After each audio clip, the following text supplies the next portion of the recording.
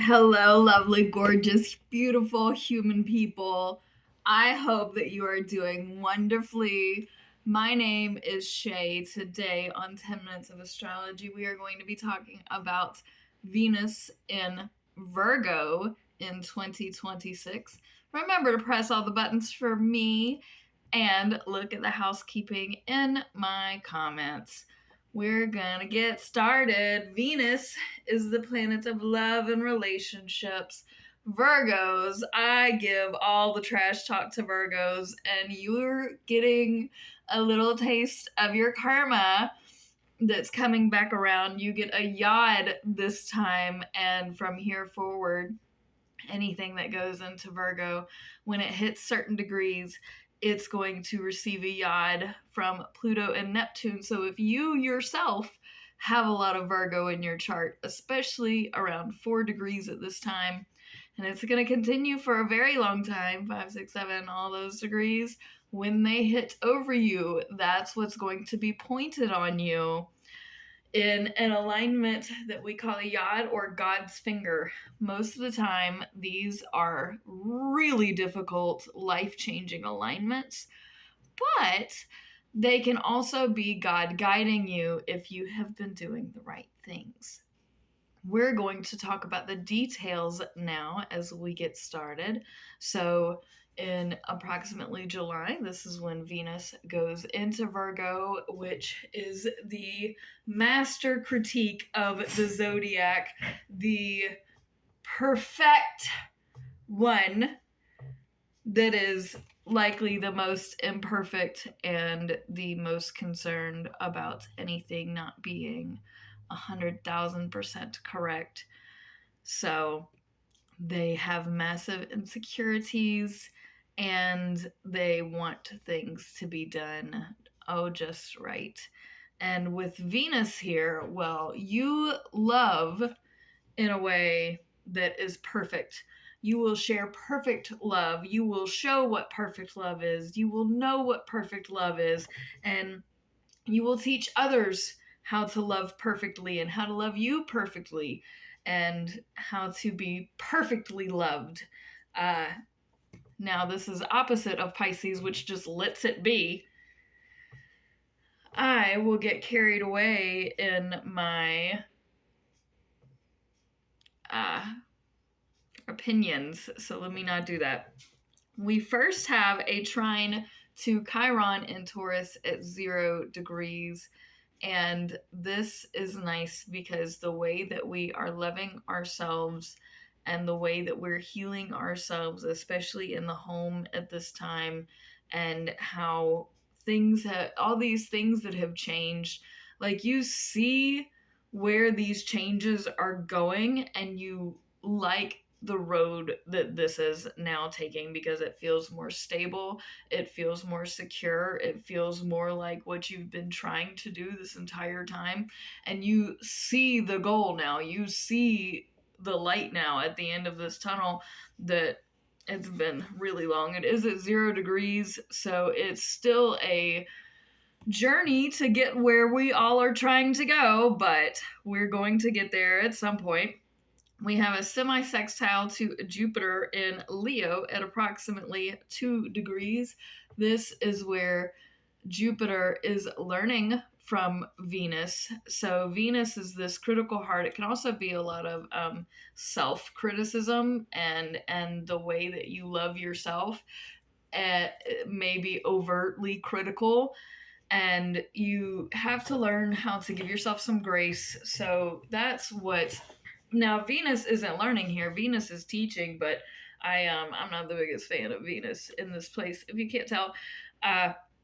So what Venus here needs to be teaching Jupiter is you have to be a little more discerning when it comes to what you say, because you still have to say it with love. You still have to critique how you communicate, because Virgo is a lot about communication. It's one of the original rulers of Mercury, although I don't really consider that. I consider it just Gemini, and if we were born on any other planet, Earth would be the ruler of Virgo, or Virgo would be the ruler of Earth. Either way, Jupiter is about communication. Jupiter. Yes, on a larger scale, it's luck and public speaking, mainly philosophy, higher education. And in Leo, I do have a Jupiter in Leo video. So it really needs to learn here that you should be particular about what you say and how you say different things to the people that you claim to love in your life. And the things that are said to you, people need to try and say it with love and come from a good natured place, because if you don't, ooh, you're very easily gonna be called out in a big major way that's gonna hurt your pride and that's gonna affect your pride. So you still have to be mindful of your tongue here. Just because just because this isn't Sagittarius doesn't mean that it's Jupiter. Like that's you probably want to hold it. I'm so sorry that we have to keep holding our tongue through these things, but people are they can twist it up. They can twist it up. Don't give them that opportunity. Now, we then have the yod between Neptune and Pluto, and a square to Uranus in Gemini. This is approximately 4 degrees. And then it's about a week later that Jupiter then enters all of those at the 4 degrees. So this is really big, big. And my chair likes to just sink down if you didn't notice. But yeah, this yod. So Venus is being pointed at how it loves and how it wants to love and how it desires love and how it gives love. And this is Hail Mary, because if you weren't nice, if you didn't treat them the way you would want to be treated, it's the karma that comes through this will come very, very quickly. Now, if you did all of the right things, you're going to be graced. And this is going to be really hard for Virgos to swallow what they have to say that's coming from their heart, that's coming from a place of love, but may or may not have come out correctly because you didn't know how to say it and how to actually be loving. You're loving with critique. You're loving with we also have a lot of aggressive stuff because of Neptune here in Aries. We've got I want to say Chiron just got out of Aries. We just got out of some Aries season stuff. Not so like there's still aggression, especially when it comes to the spiritual self. And then you've got a yod, which is God's finger. You've got a square, which is, oh my God, so hard, with Uranus in Gemini, because not only are you communicating sketchy communication with you, it could go either way. And if you over criticize, then that's going to bounce around in your head. Or if you didn't do it right, it's going to bounce around. So that's why I'm like, you may just want to not. So that way you're not giving this the opportunity to bounce and ping pong around in your heart and in just creating chaos and creating drama. This is a moment where if you can avoid that, is going to go a lot smoother. But if you can't avoid it, don't say something that will hurt their feelings, because then you will get your feelings hurt. Remember, in another video I said, this is a time to bob and weave. When you punch someone, expect to get punched back. So yeah, I would say just stay on your toes, keep your heart guarded, and not to say that you shouldn't love, but you're already very critical of yourself and how you love and how you show love, and using those same critiques on others may come back around to bite you very hard. And this is going to be very mentally difficult. This is kind of the start of a lot of ping pong and drama. Then when Jupiter comes and enters this whole party in Leo, then it's going to trine Neptune, opposite Pluto, sextile Uranus. So all of those are good things. A lot of these are very good alignments. It's just mainly Venus, especially in Virgo. Anything that comes up in Virgo, that's going to be very strenuous and and especially Venus here. This is on your heart. This is on your relationships. These are the things that you're supposed to care about. And when you're overly critical like that, people are not going to have time. They're not going to have patience. They're not going to have the appreciation for that the way that you might have been able to critique people in the past and they took it and they self-reflected on it. But now that's not helping.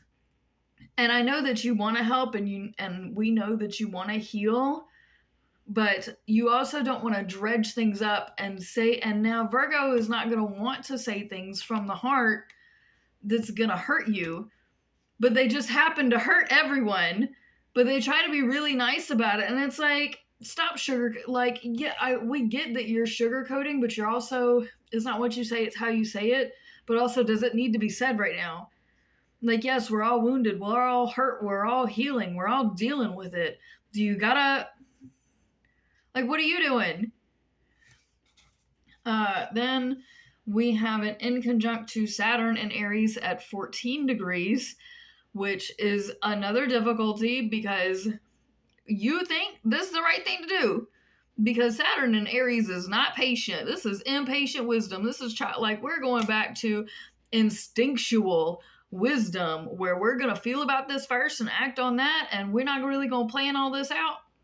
And Virgo is, Virgo is not going to win right now.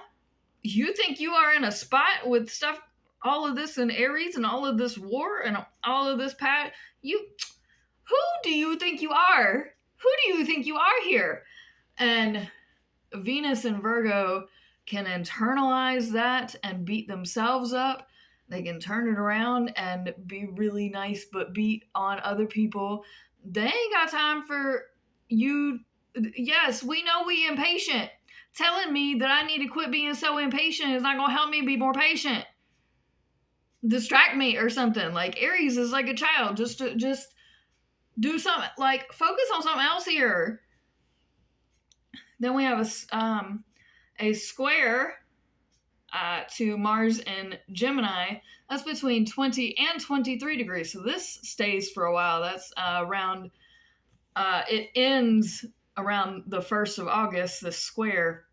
So this is the way that we love and the way that we work. Not only is the way that we work in Gemini on 2 different pages, but now the way that we love and the way that we work are in very aggressively different pages, but they're not trying to be aggressive, but it's microaggressions, it's passive aggressiveness, it's like psychological aggressive tactics and maneuvers. And it's like, we're not falling for this no more. Gemini and Virgo are both very intelligent in different ways, and they're both criminals in my mind in different ways. And all of this just pettiness has, and this is me personally. I know we're coming into like the time of the petty because of 50 Cent. Like, I get it. We done opened this box. But do y'all not remember karma? Like, don't be petty just to be petty. That doesn't solve that doesn't help us. I get it, you don't care. I don't even know what to do here because you care about you and your way and how you want to do things for your health and for your mind while messing with other people. But then that's binging bonging in your head that you're messing with other people and you're doing this to other people, but you're really doing this to yourself because you're allowing all this negative like hate and drama and people going, oh, I just learned to hate more. Where? We done lost. This is the beginning of us losing our ever-loving minds. I see this coming. Y'all are with me. You seeing this coming. But then we have a semi-square with Venus at 21 degrees and Jupiter at 6 degrees in Leo. This is a semi-square. So this, let's add insult to injury, this real big dramatic injury where we're feeling it in our, and like you can't handle it, and we're critiquing you that you can't handle it, but then you yourself can't handle it either. Like they can't handle it, you can't, ain't nobody being able to handle nothing. It's getting out of hand, and it's all hurting our own hearts, and we're hurting other people's hearts, and we don't care, but we care, and we're like, this is unnecessary drama to me. To me, this is just. And my note here is our head spinning yet? And then Venus goes into Libra approximately August 6th, 2026. Thanks so much for watching, fam, and staying up to date with me, Shay KMB. Remember my name and my little blue 4-leaf clover symbol. And I am giving away this bookmark when I hit 5,000 subscribers. Check me out on eBay, and I do some other stuff in other places that y'all should also check out. So thank you so much for watching. Peace out, fam. Press the buttons. Thank y'all.